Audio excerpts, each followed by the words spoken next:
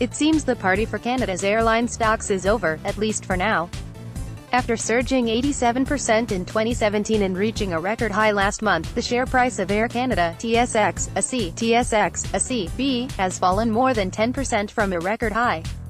WestJet Airlines Ltd, WJA, another Canadian operator, is down 13% this year at the time of writing.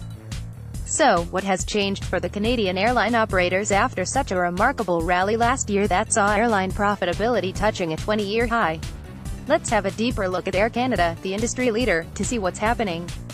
Rising fuel. It seems the party for Canada's airline stocks is over, at least for now. After surging 87% in 2017 and reaching a record high last month, the share price of Air Canada, TSX-B, has fallen more than 10% from a record high. WestJet Airlines Ltd, WJA, another Canadian operator, is down 13% this year at the time of writing. So, what has changed for the Canadian airline operators after such a remarkable rally last year that saw airline profitability touching a 20-year high? Let's have a deeper look at Air Canada, the industry leader, to see what's happening. Rising fuel costs. The biggest factor keeping airline stocks under pressure is the surging fuel costs that account for about a third of airline expenses. During the past 4 years, airlines have benefited from the depressed fuel prices amid a global supply glut. But that situation is changing with OPEC members successfully maintaining their supply controls. Fuel costs have begun to rise at a time when Air Canada has embarked on one of the biggest expansions of its history by adding more routes and buying new planes. That expansion may reduce growth in its key performance metrics, revenue per available seat mile, because the airline needs to hire more employees. Some of the main tailwinds Canada's air transportation industry has benefited from in the past 2 years, primarily low fuel costs and a weaker loonie that is bolstering U.S.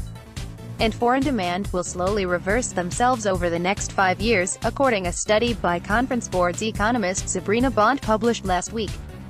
The expectations of slowing revenue growth and rising costs have so far not appeared in the company's latest earnings report. Air Canada's profit more than doubled in 2017 after the operator opened new routes and flew a record number of passengers amid a sustained industry boom.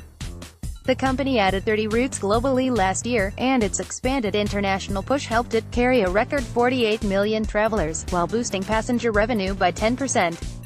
After such a stunning turnaround for an airline which emerged from creditor protection in 2004, the biggest challenge for CEO Calin Rovinescu was to sustain this growth momentum.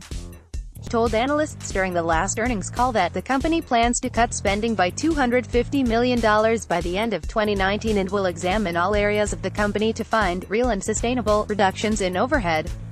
The bottom line trading at $25.95, Air Canada stock is struggling to break above the all-time high that it reached in March. With the forward price-to-earnings multiple of just 6.45, its valuation looks attractive with the Street's consensus 12-month target of $33 a share. That said, airline stocks belong to a highly cyclical part of the economy and are only suitable for investors with a high risk tolerance. Investors interested in Air Canada stock should wait to see what the management has to say when it releases the first quarter earnings report on April 30th. The world's richest man is betting $1 billion per year on this industry. He isn't alone in his investment strategy. Fellow billionaire Elon Musk has also bet well over $100 million in the exact same space. But why are some of the richest men in the world investing in this sector? Well, fortunately for you, we know why. And we've found a public company in this same exact industry that our analysts think is incredibly undervalued, despite already having great success.